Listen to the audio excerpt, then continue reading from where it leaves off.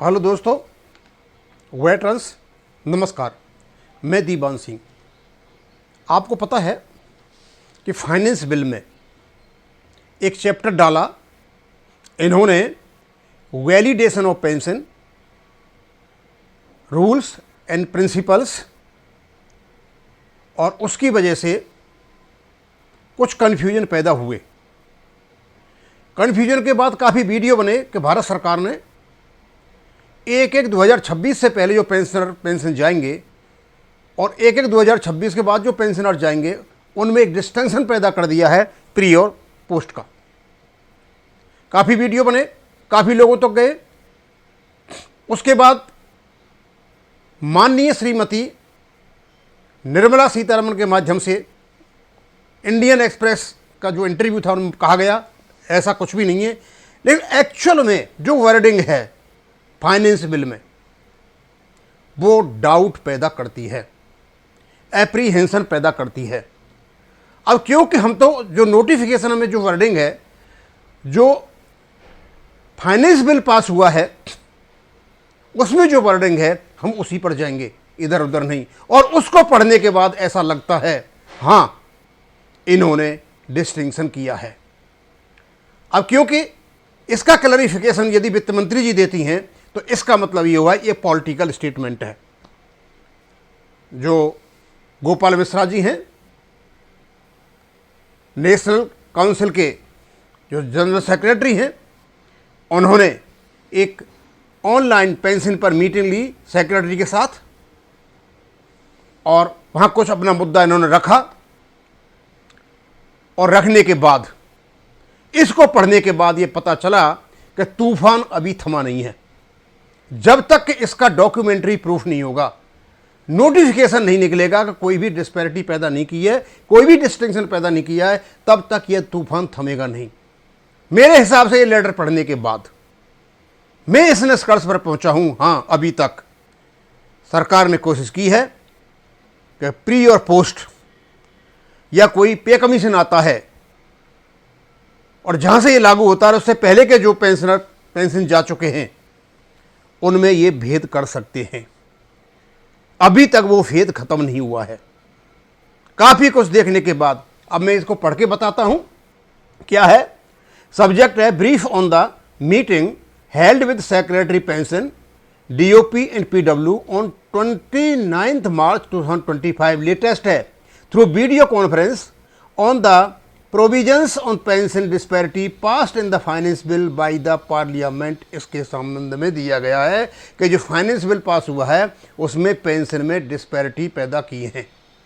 फिर कहते हैं dear comrades, the government of India while moving the finance bill for the approval of parliament has included a chapter of validation of central civil services pension rules and principles for expenditure on pension liabilities from the consolidated fund of India.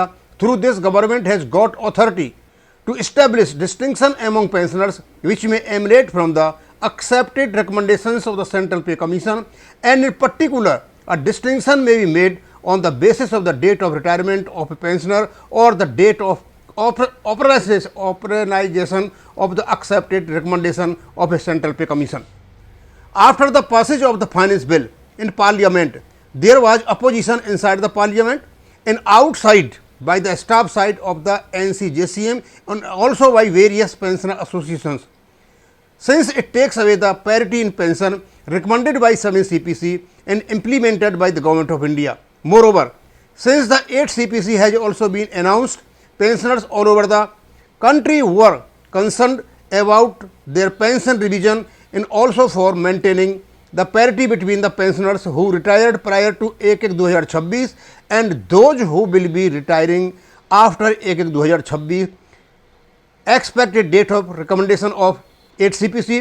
In this situation, Secretary Pension DOPPW convened a meeting with the staff side members of the Standing Committee of National Council of JCM and also 5 Pensioners Association through video conference today. इनके staff side का जो represent किया, इनमें 5 कुछ नाम दे रखे हैं लोगों के। और उसके बाद फिर मैं आगे चलता हूँ क्या हुआ था। We protested and opposed the move of the government for taking the authority through Parliament for establishing disparity among pensioners. As such, discrimination among the pensioners is a clear violation of the Supreme Court judgment and also a threat on the recommendation of the 7 CPC, which was accepted by the government for maintaining parity between pensioners who retired prior to 1 2016 or after 1 2016. Government having announced the 8 CPC and present decision has come a big blow on the pensioners, and hence this needs to be reconsidered and withdrawn by the government. Our views are supported by Pensioners Association also. Responding to the views expressed by the staff side members and the representative of the Pensioners Association, Secretary Pension clarified the following.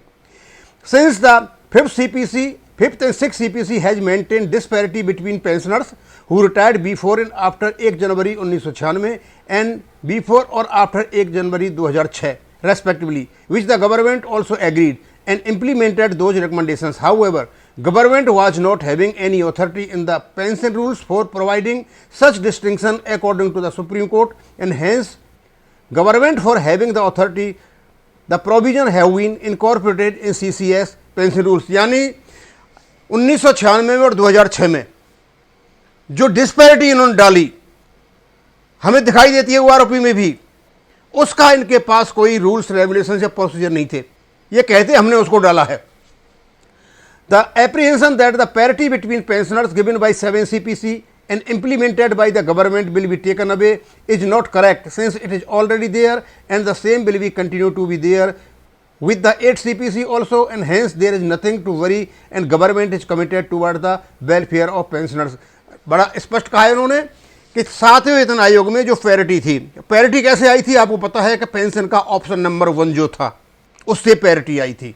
यदि pension का option number 1 नहीं होता तो parity नहीं आ पाती। तो ये आशंका की जा रही है कि 8वां जो वेतन आयोग आएगा उसमें इस प्रकार की पैरिटी को वापस ले जाएगा, लेकिन जो सेक्रेटरी पेंशन है उन्होंने कहा है कि ऐसा कुछ भी नहीं है, जो चीज़ है वैसी की वैसी पड़ी हुई है। लेकिन 1905वें और 6वें वेतन आयोग में जो डिस्टिंक्शन किया था पेंशनर्स में, उसका इनके पास कोई भी रूल नहीं था, कोई नियम नहीं था, कोई प्रोसीजर नहीं था। उसको वैलिडेट करने के लिए हम इसको लेकर के आए, ये इनका इस प्रकार कहना है। अब इनका अर्थ क्या निकलेगा वो एक अलग बात है।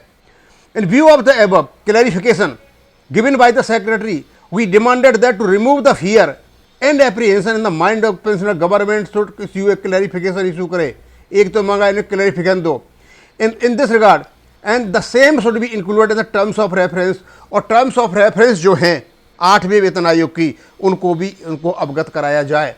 As already demanded by the staff side, Secretary Pension assured that a clarification will be issued in this regard, and ये उन्होंने बोला क्लैरिफिकेशन इशू हो जाएगा इस बारे में, और इनका जो टर्म ऑफ रेफरेंस है 8वें वेतन है उनको भी दिया जाए। देंगे न देंगे वो एक अलग बात है, इनकी इस प्रकार बात हुई।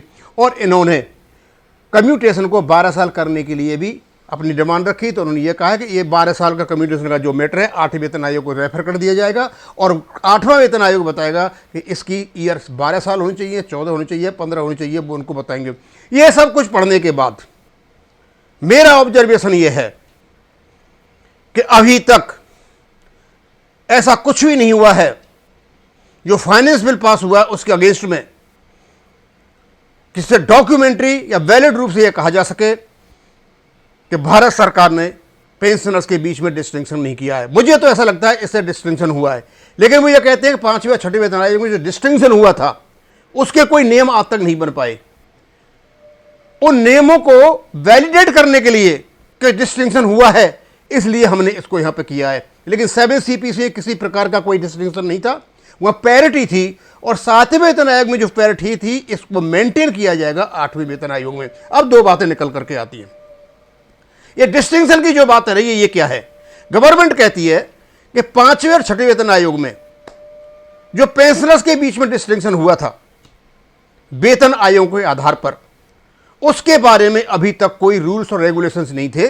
जो कुछ वेतन आयोग ने कह दिया या नहीं कहा, या जो कुछ इन विभागों में बैठे बड़े बाबुओं ने बना दिया वही मान लिया गया, लेकिन संसद से ऐसा कोई भी नियम पास नहीं हुआ था।